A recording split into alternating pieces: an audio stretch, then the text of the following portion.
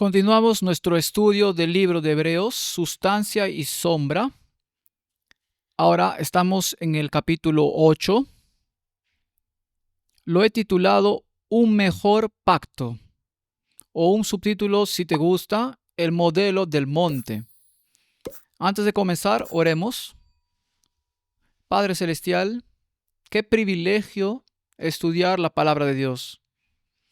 Qué privilegio poder leer acerca de una sombra que ha sido reemplazada por la sustancia.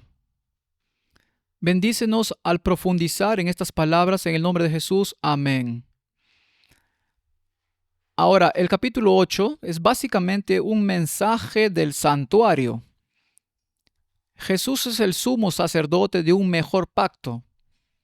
En Hebreos capítulo 8 leemos: ahora bien, el punto principal de lo que venimos diciendo es de que tenemos tal sumo sacerdote, el cual se sentó a la diestra del trono de la majestad en los cielos, ministro del santuario y de aquel verdadero tabernáculo que levantó el Señor y no el hombre. Ahora, aquí hay una declaración muy clara en las Escrituras, que el santuario terrenal era un modelo de una realidad mayor, un tabernáculo que levantó el Señor y no el hombre. Entonces, si tomamos la palabra de Dios tal como está, entonces hay un santuario en el cielo y el terrenal era un modelo sobre él. Echemos un vistazo a la estructura quiástica. Este es un poco diferente a las otras que hemos hecho. Tiene un componente AB, por lo que no es como un sándwich, es más como una comparación, donde la A representa el nuevo pacto y se contrasta con la B, es decir, el antiguo pacto. Si vamos a Hebreos 8:2, dice: ministro del santuario y de aquel verdadero tabernáculo que levantó el Señor y no el hombre. Si vamos a su contraparte, que es la A con un asterisco, leemos: porque reprendiéndoles dice: he aquí vienen días, dice el Señor, en que estableceré con la casa de Israel y la casa de Judá un nuevo pacto. Así que tenemos un verdadero tabernáculo y tenemos un nuevo pacto. Si contrastamos las dos B, Hebreos 8:7, porque si aquel primero hubiera sido sin defecto, refiriéndose al tipológico, la sombra, ciertamente no se hubiera procurado lugar para el segundo. Y si contrastamos eso con la B, al decir nuevo pacto ha dado por viejo al primero, y lo que se da por viejo y se envejece está próximo a desaparecer. Así que los dos contrastes nos dicen algo que es muy importante. El de la sombra sirvió como un tipo y está listo para desaparecer, mientras que el nuevo permanece para siempre. Ahora, muchas personas no quieren aceptar esto y se aferran a la sombra, negando así la sustancia, la tipología. La estructura del libro nos dice claramente que hay un reemplazo de una forma por otra. Como discutimos con Melquisedec, por ejemplo, exactamente lo mismo. Él sirvió como un tipo de la realidad mayor. Entonces, si miramos Juan capítulo 14, versículo 6, dice: Jesús le dijo: yo soy el camino y la verdad y la vida. Nadie viene al Padre sino por mí. Esta es la mejor sustancia. Este es el verdadero cumplimiento de las sombras y los tipos. Colosenses capítulo 2, mirad que nadie os engañe por medio de filosofías y huecas sutilezas, según las tradiciones de los hombres, conforme a los rudimentos del mundo y no según Cristo, porque en él habita corporalmente toda la plenitud de la deidad, y vosotros estáis completos en él, que es la cabeza de todo principado y potestad. Este es el objetivo principal del libro: mostrar al pueblo judío y al mundo entero que acepta la verdad tal como es en Jesús, que no hay otro camino a la salvación que no sea en Jesucristo. Entonces, si observamos el santuario celestial, ¿tenemos algún otro informe aparte de lo que nos dice el libro de Hebreos sobre una realidad celestial para la copia terrenal?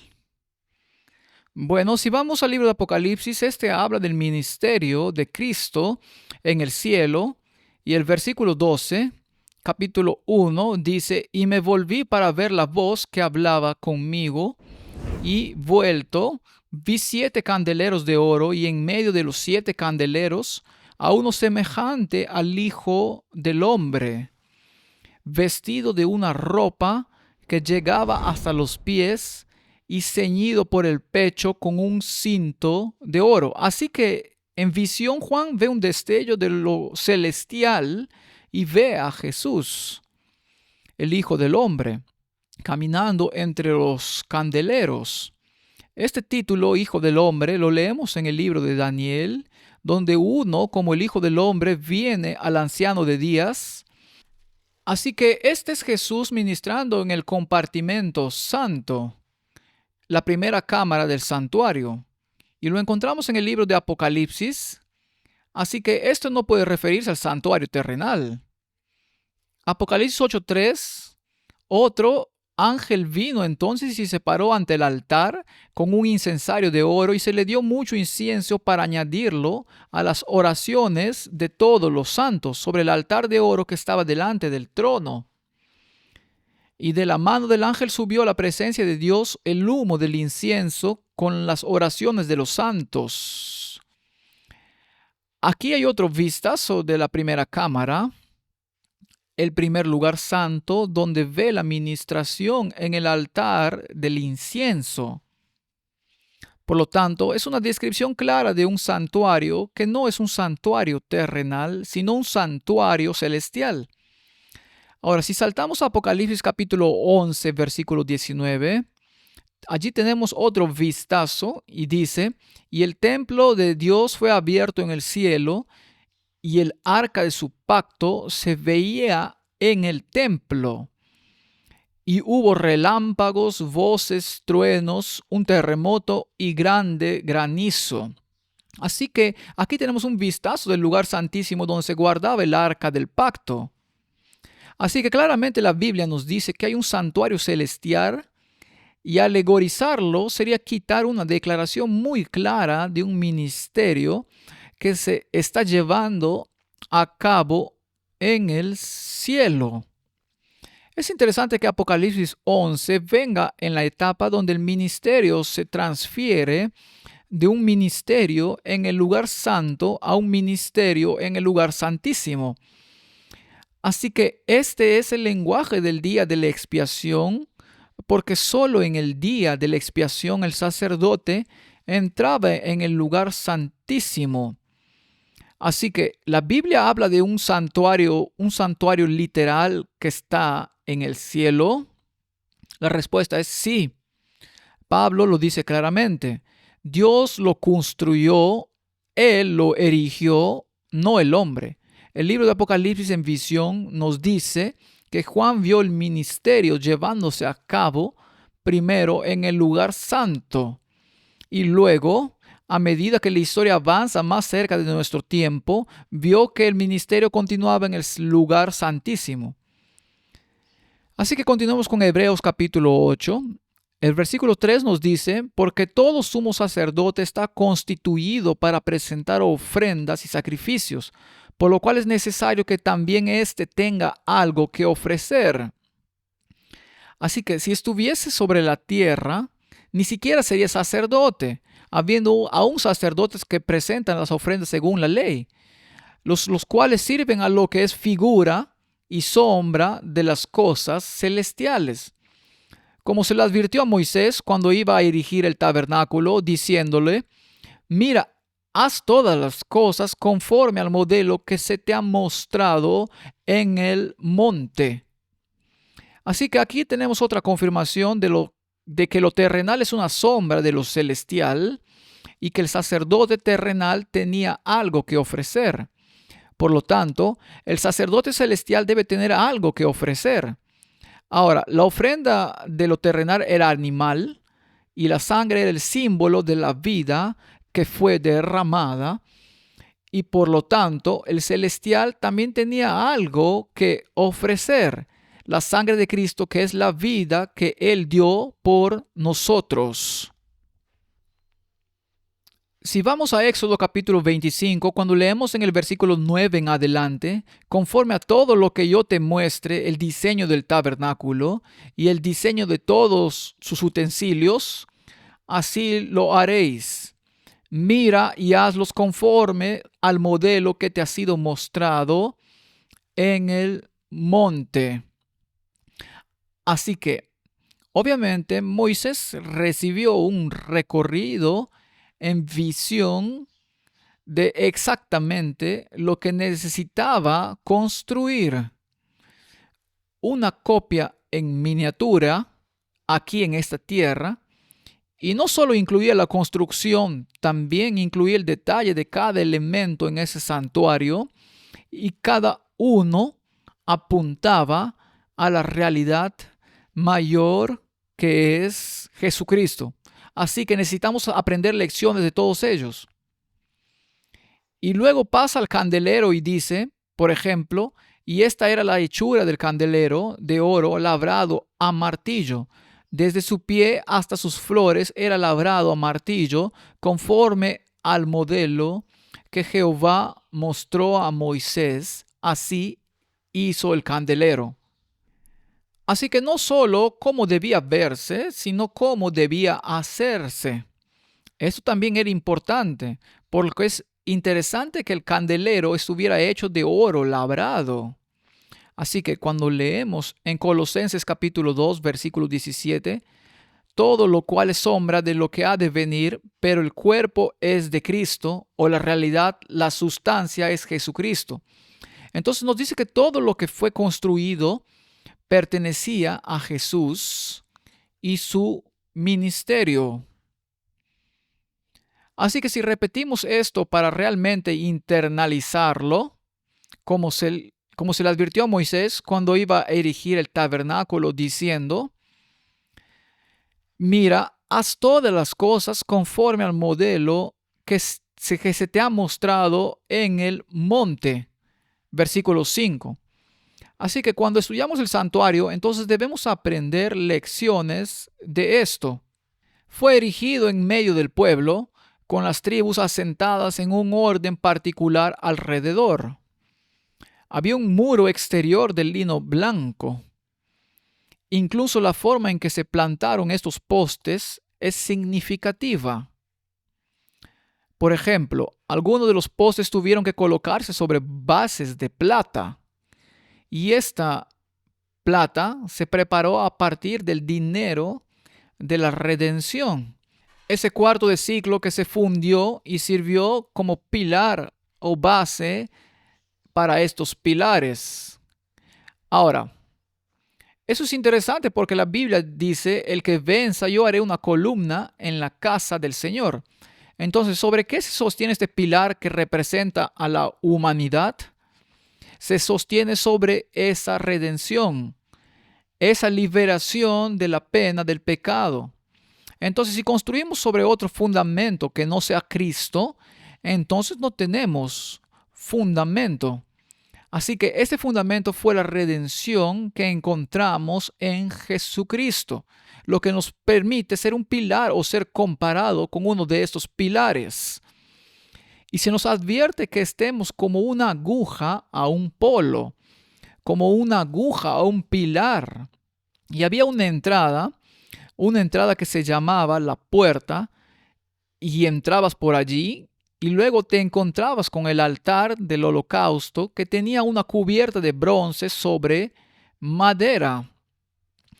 Luego estaba el lavacro, hablaremos de eso en particular. Y luego tenías el santuario, que estaba dividido en un primer compartimento y un segundo compartimento, y tenía una cubierta particular. Así que solo mirando el simbolismo aquí, el lino blanco Por supuesto, la Biblia nos dice que el lino blanco representa la justicia de los santos. Ahora, no tenemos otra justicia que la que es imputada e impartida por Jesucristo, por lo que representa la justicia de Jesucristo, y Jesús mismo dijo que Él es la puerta. Así que cuando entrabas por esta puerta, estabas entrando a través del ministerio de Jesucristo y llegabas a su presencia e inmediatamente te encontrabas con el altar del holocausto. ¿Y exactamente qué sucedía allí? La grasa del cordero se quemaba y ciertos componentes. Tenías el sacerdote que ministraba a un pecador arrepentido que había entrado por esta abertura, colocaba sus manos sobre el cordero, como veremos en tipo, transfería los pecados al cordero y luego con su propia mano mataba al cordero, tipificando el hecho de que Jesús murió por nosotros y que somos responsables de esa muerte. Luego estaba el lavacro, donde se realizaban los lavamientos rituales. Hablaremos de eso un poco más adelante. Y luego entramos en las otras cámaras. Así que estaba este atrio exterior y eso representaba la tierra. Así que la puerta y el velo representaban las tres dimensiones del ministerio de Cristo. Así que las tres dimensiones, por supuesto, eran el sacrificio mismo, la ministración en el lugar santo y luego en el lugar santísimo. Progresivamente una tras otra, porque lo terrenal servía como tipo de lo celestial. Había 4 columnas para el velo y aquí estaba el velo. Aquí había 4 columnas y 4 cubiertas, 4 colores, 4 ingredientes en el pan de la proposición. Así que esto significa que la salvación estaba disponible para todo el mundo, porque 4 es el número de los que están en la tierra. Hay un norte, el este, oeste y sur. Entonces el 4 representa la tierra y 5 representa la humanidad. Hay tanto detalle de cada elemento y cómo se preparó y cómo era la base. Ahora, no tenemos tiempo para entrar en todos los detalles, pero realmente vale la pena estudiar estas cosas. Y luego estaba esta tienda con estas 4 cubiertas y podemos verlas con un poco más de detalle. La cubierta exterior era de piel de tejón. Ahora, la piel de tejón no se veía muy magnífica, no tenía una apariencia gloriosa. Y es interesante que el tejón también sea un animal inmundo. Y uno se pregunta por qué la cubierta exterior debería haber sido de piel de tejón. Y la respuesta es que Cristo veló su divinidad con una cubierta de humanidad, por lo que representa a Cristo, el humilde Salvador, el que se hizo pecado por nosotros, que tomó nuestra inmundicia sobre sí mismo y está representado por la piel de tejón, por lo que no había belleza en la cubierta exterior para que nos sintiéramos atraídos por ella, pero era algo para contemplar. ¿Por qué tomaría piel de tejón? Porque Él, que era sin pecado, se hizo pecado por nosotros. La siguiente era una piel de carnero teñida de rojo, y eso representa a Cristo, el sacrificio o el Salvador sacrificial. Luego había una cubierta de pelo de cabra tejido, y era de color blanco puro, de modo que representa la justicia de Cristo o Cristo el Salvador, sin pecado. Y la interior o la cubierta real, azul, escarlata y púrpura, es Cristo el Rey digno o Cristo el Salvador exaltado. Así que esto es interesante. El interior que no se podía ver desde afuera era la realeza. Él veló su realeza, veló su divinidad para poder volverse uno con la humanidad. Hay tantas lecciones en este santuario. Si miramos el lugar santo y detrás del velo, el lugar santísimo, luego en el lugar santo estaba el candelero, luego estaba el altar del incienso, justo contra el velo, y luego estaba el altar de los panes de la proposición. Ahora, si miramos este velo, veremos que no llegaba hasta arriba y estaba completamente cerrado, porque el sumo sacerdote solo entraba al velo, detrás del velo, a la presencia del arca, una vez al año en el día de la expiación. Pero cuando este incienso se quemaba en el altar del incienso, entonces el humo ascendía sobre él y entraban en contacto con el arca del pacto. Y es sobre el arca del pacto que sirve como un trono entre los dos querubines protectores, que la gloria de la Shekinah aparecería cuando Dios se comunicara con su pueblo. Así que básicamente habló a través del velo, y el velo, por supuesto, representa la carne de Jesucristo. Así que tanto la puerta exterior como la puerta de la primera cámara, más el velo del lugar santísimo, todos representan a Jesucristo. Así que, como dijimos antes, cuando una persona penitente entraba al santuario y luego ponía sus manos sobre la ofrenda y el pecado en tipo era transferido al Cordero, eso es muy importante, no confesaba sus pecados al sacerdote, los confesaba en privado sobre el Cordero. Y el Cordero entonces se convertía en el sustituto apuntando al gran Cordero antitípico, Jesucristo. También había una cuerda que no se representa aquí, que ataba al Cordero o lo conectaba de una manera muy íntima con el altar del holocausto. Y cuando se sacaba la grasa y se quemaba en el altar, esto representa el pecado interno que había sido expiado, que había sido quitado, y entonces el pecador estaba justificado ante Dios. El sacerdote mismo, por supuesto, también representa a Jesucristo, pero porque era un sacerdote terrenal y estaba sujeto a la muerte, por lo tanto fue sucedido por la siguiente generación y la siguiente, pero señaló una realidad mayor, que es un sumo sacerdote inmortal que vivirá para siempre, es decir, Jesucristo.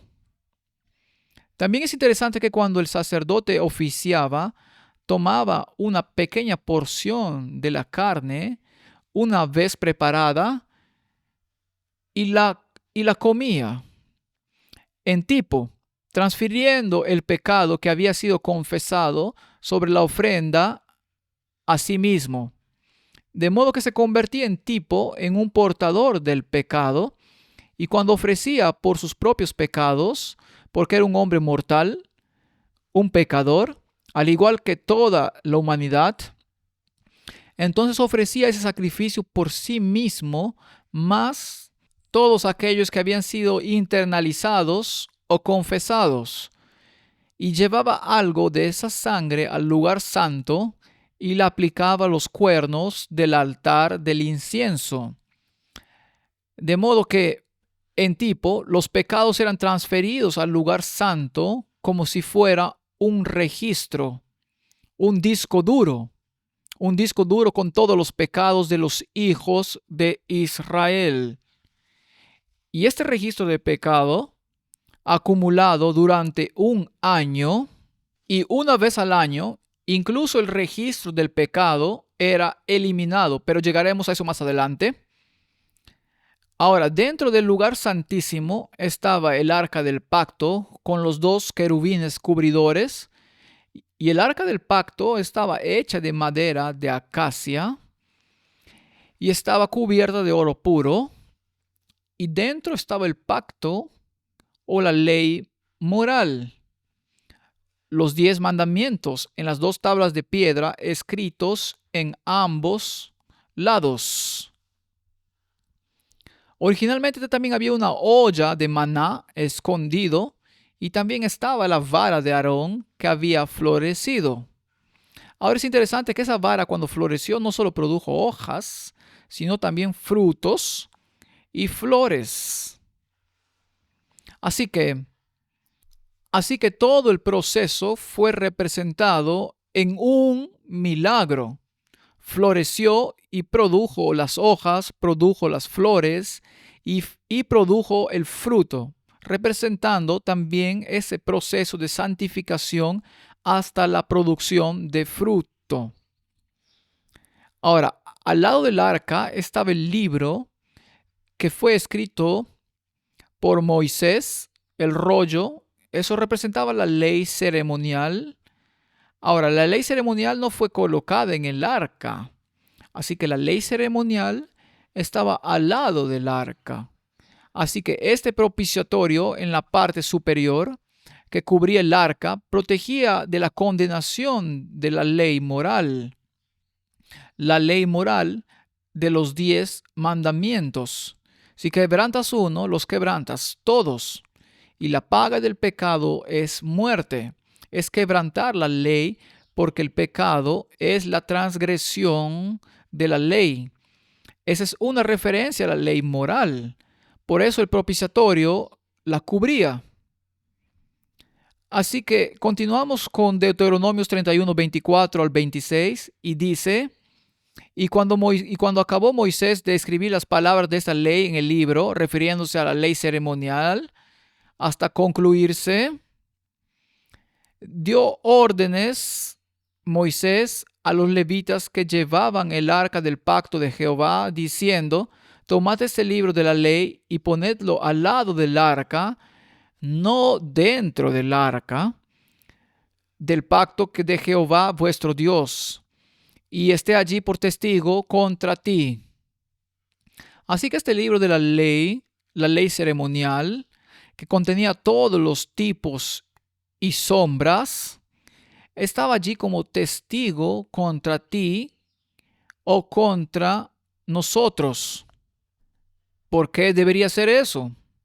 Bueno, la ley moral había sido transgredida y por eso la humanidad estaba en pecado. Así que la Biblia dice que la ley fue añadida debido a la transgresión. Ahora, no hay transgresión si no hay ley, porque la Biblia también dice que donde no hay ley, no hay transgresión. Así que si fue añadida debido a la transgresión, entonces debe haber sido añadida debido a la transgresión de otra ley. Y esa, por supuesto, es la ley moral. Así que la ley moral fue transgredida y se necesitó la adición de la ley ceremonial. Y la ley ceremonial era la sombra que señalaba la realidad mayor, la sustancia, Jesucristo, que vendría y redimiría al mundo. Y es un testimonio contra nosotros porque requiere la muerte del sustituto. Así que el cordero sombra tuvo que morir porque se refería al cordero antitípico mayor que también tuvo que morir, es decir, Jesucristo.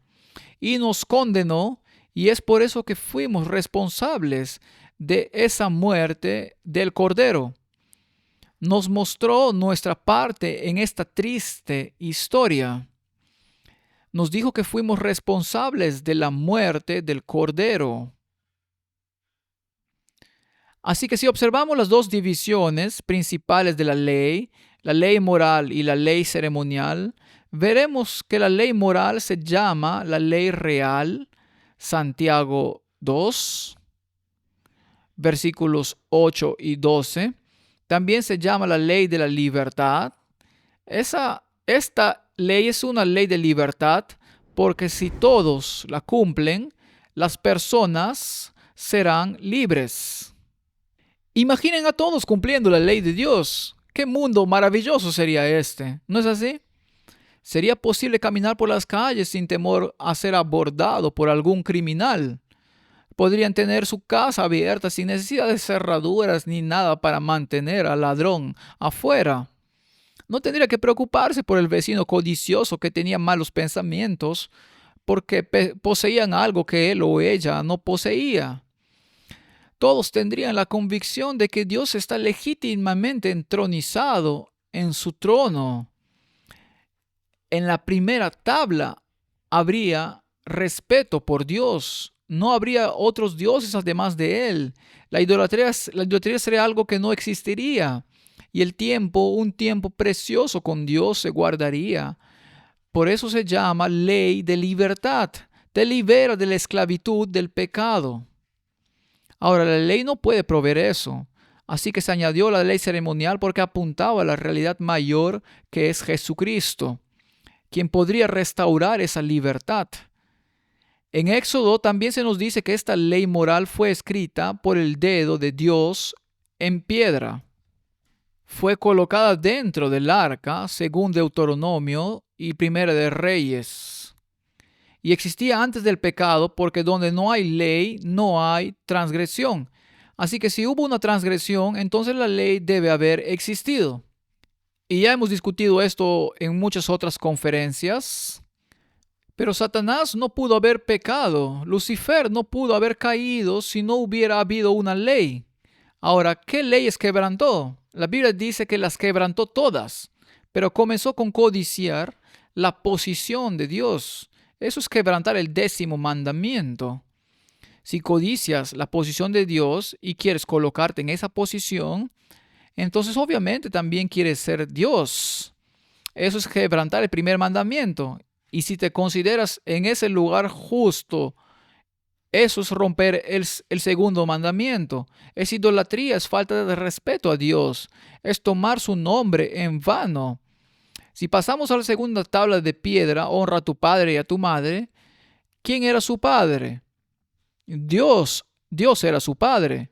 Él estaba deshonrando a su padre como consecuencia y demostró que estaba dispuesto a matarlo porque instigó la crucifixión de Jesús. Él fue un mentiroso desde el principio porque nunca dijo la verdad sobre Jesús y era un ladrón porque quería robar una posición. Entonces, esa es la ley moral que ya fue transgredida en el cielo y luego continuó aquí en la tierra. Entonces, la ley moral nos dice qué es el pecado. Entonces, Romanos nos dice que el propósito era revelar qué es el pecado. Se llama ley completa, se llama ley perfecta, se llama ley santa. Se afirma que es justa y que es buena y que permanecerá para siempre. Entonces la ley moral está escrita en piedra. Eso por sí solo debería decirnos que nunca puede ser quitada y por eso dijo Jesús que no había venido a quitar la ley. Ni una jota ni una tilde desaparecerá de la ley. La ley ceremonial, en contraste, también era llamada la ley de los mandamientos, contenida en ordenanzas. Podemos leer eso en Efesios y Hebreos, habla de ello. Deuteronomio nos dice que fue escrita por Moisés, como acabamos de leer en el libro de la ley, y fue colocada al lado del arca, según Deuteronomio 31, 24 al 26, y fue añadido por la transgresión. En otras palabras, fue dada después del pecado, y el propósito era revelar el remedio para el pecado, y era temporal. Tenía que ser reemplazada por la realidad. Ahora, cuando llegamos al lavacro, hay algunas cosas interesantes que podemos decir sobre el lavacro, pero primero leamos lo que dijo Martín Lutero sobre estos lavamientos rituales que tuvieron lugar en el lavacro.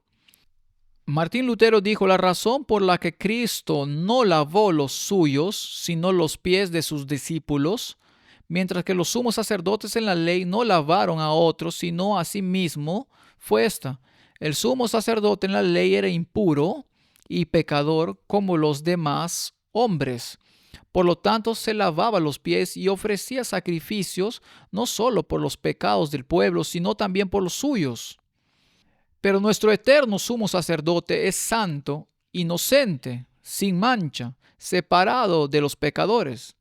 Por lo tanto, no era necesario que se lavara los pies, pero nos lavó y limpió con su sangre todos nuestros pecados. Martín Lutero tenía una comprensión muy clara. ¿No es interesante que en este mundo en el que vivimos leamos regularmente en las noticias cómo el papado, por ejemplo, el papa lava los pies de las personas, pero no se lava los suyos? ¿Qué nos dice eso? Porque incluso el sumo sacerdote se lavaba los pies, no la de otros. ¿Qué posición está emulando? ¿No está diciendo con ello que es otro Jesucristo encarnado? En realidad es una posición superior a la del sumo sacerdote, quien en el lavacro tuvo que lavarse las manos y los pies antes de poder entrar al lugar santo hecho por manos. También es interesante que este lavacro se construyera con los espejos de las damas, es decir, los espejos que eran hechos, por supuesto, de latón pulido, y estos fueron tomados y crearon este lavacro. Y ahora, ¿qué nos dice eso? ¿Qué nos dice eso? Los espejos pueden interpretarse como una forma de vanidad. No necesariamente. Está bien mirar para ver si estás presentable, pero si es algo que se convierte en una herramienta de la admiración del yo, entonces es un problema. Así que en realidad representa la humildad, y para que esta humildad vuelva a tener lugar o se posicione en los corazones de los hombres, era necesario que se hiciera esta demostración y que se fundiera para convertirse en el lavacro y representar una limpieza de todo lo terrenal. Ahora, el candelero era el otro instrumento del que hablamos y tenía 7 velas, todas recibiendo su aceite de un núcleo central. Tenía que ser aceite de oliva puro, y algunas veces estas mechas estaban hechas de la vestimenta de los sacerdotes, así que representaba la justicia. Ahora, estaba hecho de oro labrado porque cada porción de él, sin importar lo que fuera, ya fueran las flores, los adornos o toda la estructura, estaba hecha de oro labrado, representando la justicia de Cristo. Y Jesucristo, quien fue golpeado por nosotros en cada aspecto de su vida terrenal. Así que este hermoso simbolismo es todo en todo esto. Y el altar del incienso tenía, por supuesto, una corona alrededor que representaba la realeza. Tenía los cuernos del altar y estaba hecho de madera de acacia, recubierta de oro puro. Y leemos en Apocalipsis 8:4: y de la mano del ángel subió a la presencia de Dios el humo del incienso con las oraciones de los santos. Así que, en otras palabras, el sumo sacerdote en su administración ofrecía este incienso y representaba las oraciones de los santos hechas aceptables a Dios. En otras palabras, transformadas en una forma aceptable para ir y llegar a los cielos.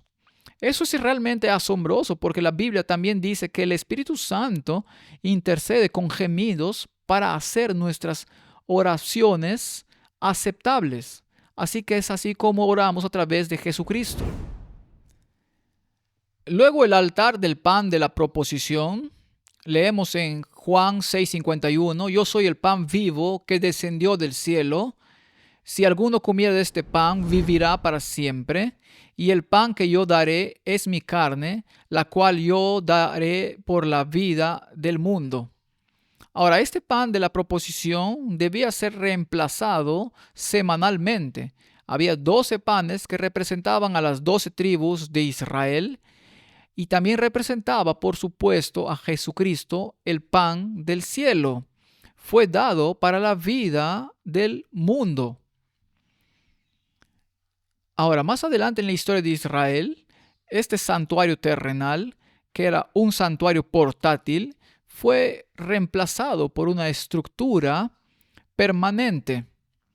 Es interesante que muchas de las piezas del equipo estaban provistas de anillo de oro macizo, como el altar del incienso, el pan de la proposición, los candeleros y el arca del pacto.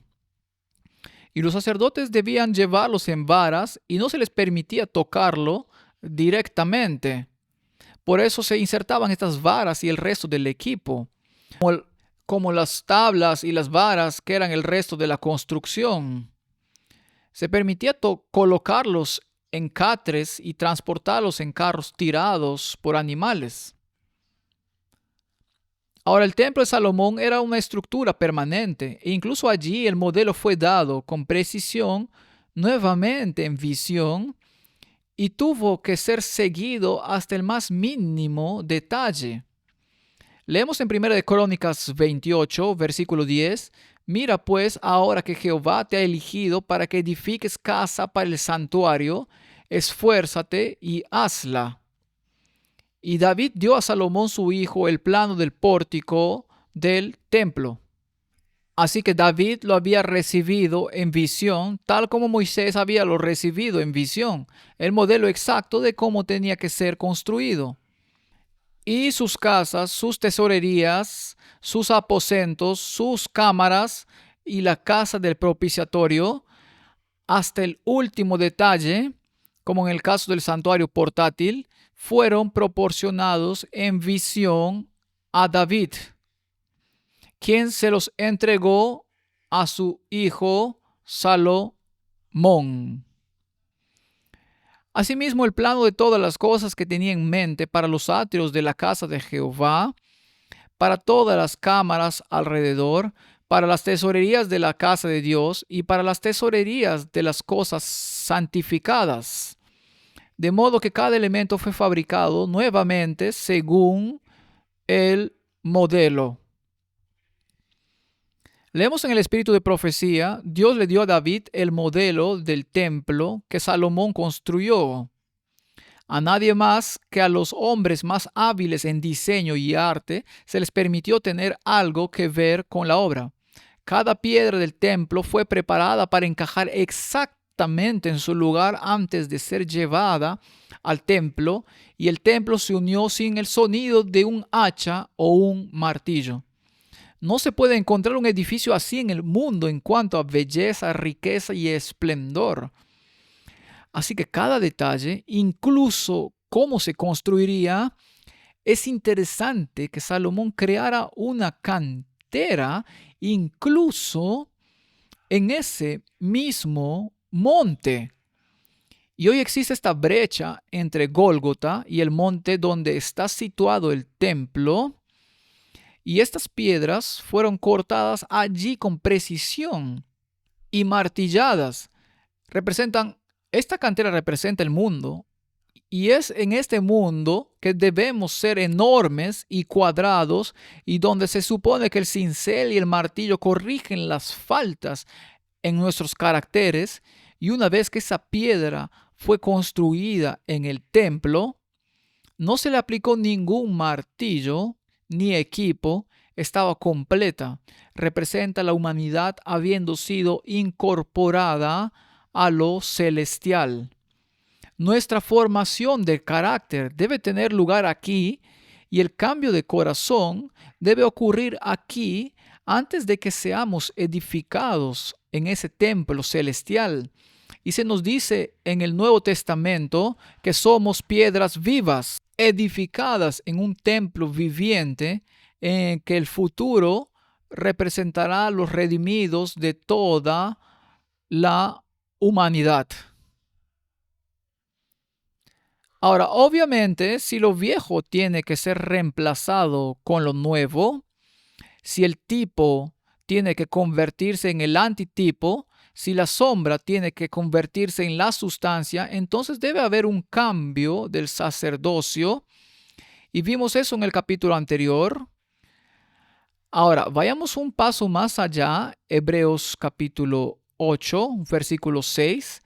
Pero ahora tanto mejor ministerio es el suyo, cuanto es mediador de un mejor pacto establecido sobre mejores promesas.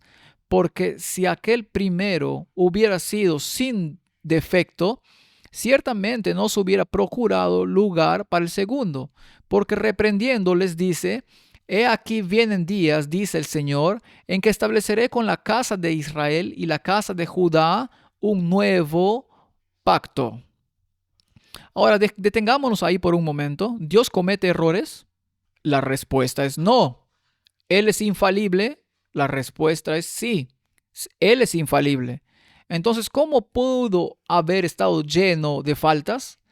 Bueno, estamos hablando de sustancia versus sombras. La sombra es incompleta, pero cumplió su propósito.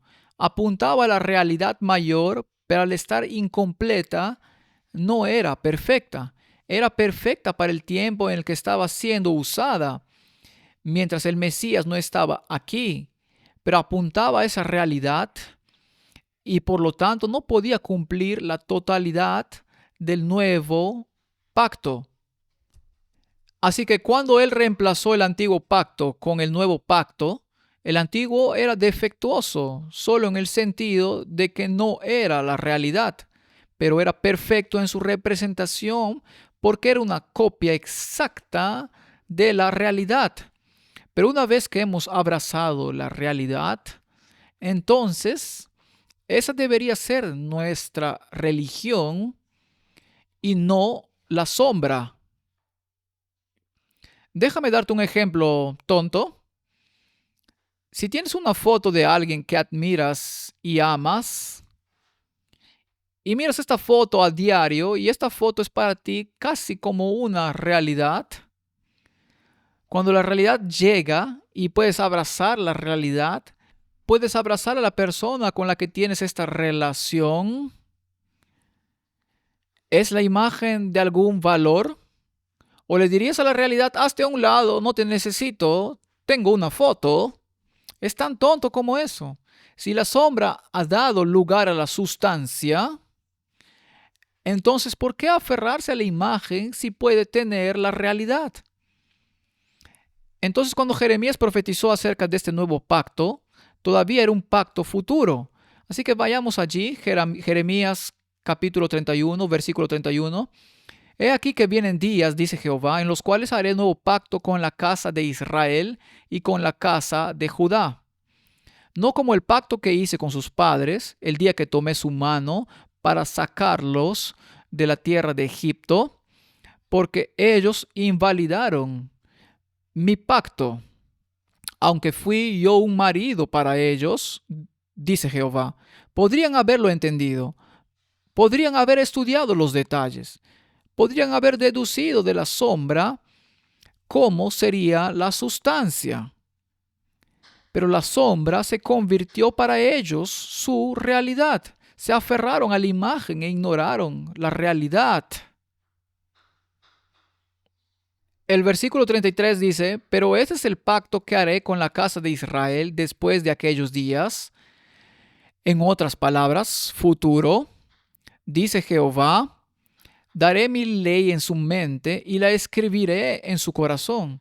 Y yo seré a ellos por Dios, y ellos me serán por pueblo. Así que dice que él quitaría la ley en el nuevo pacto.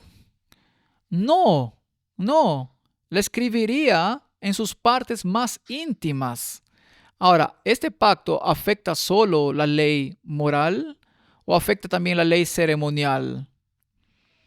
Yo diría que ambas, porque una vez que la sustancia nos ha sido revelada, entonces toda la sombra que nos señalaba se vuelve una realidad para nosotros y está escrita en nuestros corazones, y la ley moral de igual manera. En lugar de estar escrita solo en tablas de piedra, se escribiría en las tablas del corazón. Y no enseñará más ninguno a su prójimo, ni ninguno a su hermano, diciendo: conoce a Jehová, porque todos me conocerán, desde el más pequeño de ellos hasta el más grande. Ahora, ¿por qué deberían todos conocerlo? Por supuesto, solo aquellos en cuyos corazones este pacto ha sido escrito lo conocerán. Eso significa que entienden lo que los tipos y las sombras señalaban y han abrazado la realidad, la sustancia. Porque perdonaré la maldad de ellos y no me acordaré más de su pecado. Ahora, ¿en qué se diferencia este pacto del antiguo pacto? Bueno, el antiguo pacto era un pacto de dos vías en el que todo el pueblo estaba de acuerdo. Leámoslo ahí, Éxodo 19:5. Ahora pues, si diereis oído a mi voz y guardareis mi pacto, vosotros seréis mi especial tesoro sobre todos los pueblos, porque mía es toda la tierra. Y vosotros me seréis un reino de sacerdotes y gente santa. Estas son las palabras que dirás a los hijos de Israel. Entonces vino Moisés y llamó a los ancianos del pueblo y expuso en presencia de ellos todas estas palabras que Jehová le había mandado. Así que les leyó los 10 mandamientos, etc. Luego, versículo 8, y todo el pueblo respondió a una y dijeron: todo lo que Jehová ha dicho, haremos. Y Moisés refirió a Jehová las palabras del pueblo, así que hubo un acuerdo de dos vías. Dios dio la instrucción y el pueblo estuvo de acuerdo y dijo: esto haremos. Y Dios tomó la palabra del pueblo, o Moisés tomó la palabra del pueblo y se la trajo a Dios, y Dios dijo: es un trato, lo haremos. Dios luego habló los detalles del pacto en Éxodo 23, dando numerosas promesas condicionales a su obediencia, y de nuevo respondieron. Éxodo 24:3. Y Moisés vino y contó al pueblo todas las palabras de Jehová y todas las leyes, y todo el pueblo respondió a una voz y dijo: haremos todas las palabras que Jehová ha dicho. Así que hubo este acuerdo de dos vías. Ahora, si pensamos en eso, entonces posiblemente podamos estar de acuerdo cuando escribo aquí cuán floja fue esta afirmación. Apenas habían salido las palabras de sus bocas y estaban bailando alrededor del becerro de oro. El defecto del pacto residía en la debilidad de la naturaleza humana caída y la consecuente incapacidad de dejar su pecado. El defecto no residía en parte de Dios. Dios dio el pacto y añadió numerosas promesas, cada una de ellas por su propia admisión, después habiendo sido cumplidas por Dios. Así que la debilidad no estaba del lado de Dios, la debilidad estaba del lado del hombre. La naturaleza humana es lenta para aprender que así como recibimos la justificación, también debemos recibir la santificación. El nuevo pacto tenía que ser diferente, tenía que haber un cambio. Así que si continuamos con Hebreos capítulo 8, versículo 9, no como el pacto que hice con sus padres, así que está reiterando lo que Jeremías había dicho, el día que los tomé de la mano para sacarlos de la tierra de Egipto, porque ellos no permanecieron en mi pacto, y yo me desentendí de ellos, dice el Señor. Así que ahora nuestra pregunta es: ¿en qué se diferencia el nuevo pacto? La respuesta es que no se basa en lo que nosotros prometemos, sino sobre lo que promete Dios. Hebreos 8:10. Ahora escuchemos esto con atención. Por lo cual este es el pacto que haré con la casa de Israel después de aquellos días, dice el Señor.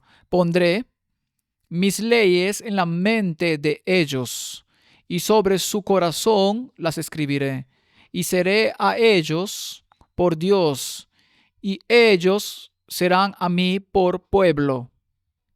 Si saltamos a Hebreos capítulo 10 y tomamos prestado el versículo 16 por un momento, dice: este es el pacto que haré con ellos después de aquellos días, dice el Señor.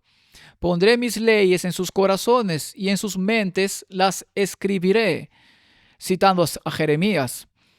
Entonces, este nuevo pacto no es un pacto de dos vías en cierto sentido.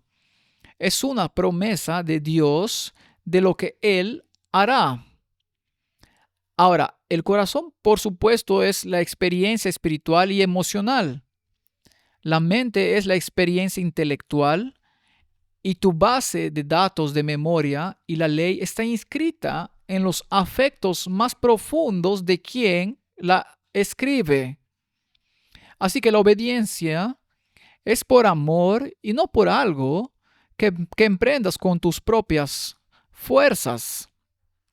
Así que si vamos a Hebreos capítulo 8, versículo 11, dice: y ninguno enseñará a su prójimo, ni ninguno a su hermano, diciendo: conoce al Señor, porque todos me conocerán, desde el menor hasta el mayor de ellos. En otras palabras, si esta ley está escrita en tu corazón, entonces conocerás a Dios.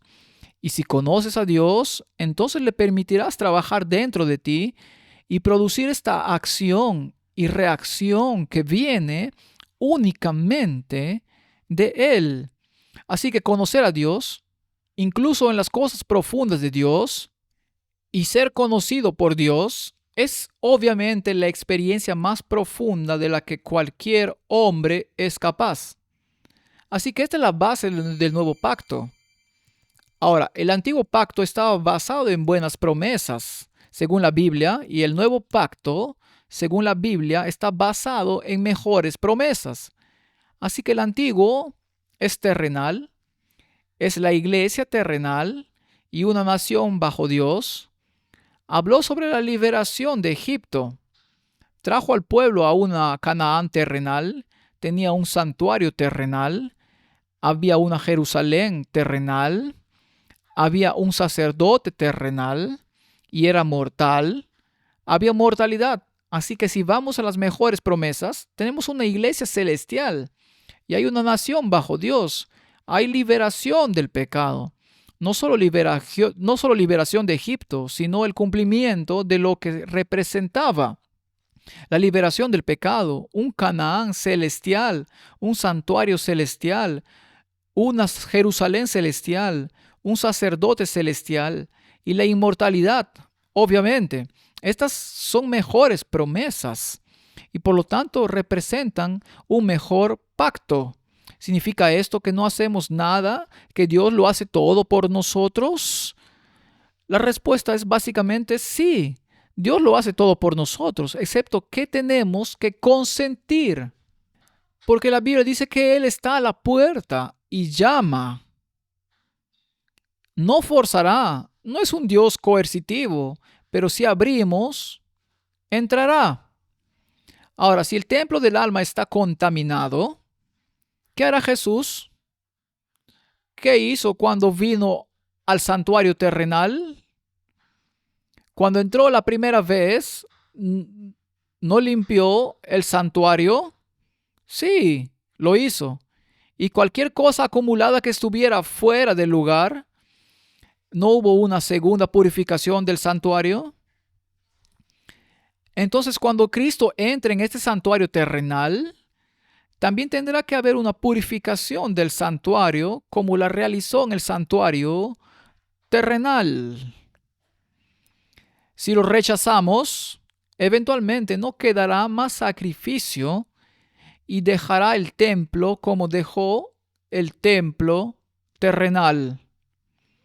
Así que seamos como los discípulos y aquellos cristianos que abrazan la verdad y le permiten cambiar aquello que es un obstáculo para nuestra relación con Él. ¿Y cómo logramos eso? Bueno, es un proceso que dura toda la vida. Tenemos que internalizar la palabra. Él escribirá la ley en nuestros corazones. Eso significa que debemos comenzar a pensar como Él piensa. Debemos tener una transformación total. La palabra arrepentirse significa dar la vuelta para caminar en sentido contrario, y la única manera en que podemos lograrlo es si le permitimos caminar el camino por nosotros, en nosotros, a través de nosotros. Hebreos 8:12 dice: porque seré propicio a sus injusticias y nunca más me acordaré de sus pecados y de sus iniquidades. ¿No es esa una promesa asombrosa? Al decir nuevo pacto, ha dado por viejo al primero, y lo que se da por viejo y se envejece está próximo a desaparecer. Así que mi pregunta es, ¿dónde está el otro lado del pacto donde prometemos lo que haremos? No está allí. ¿Por qué? Porque fallará. Así como ellos fallaron, nosotros fallaríamos. Así que solo lo que Dios hace en nosotros puede tener éxito.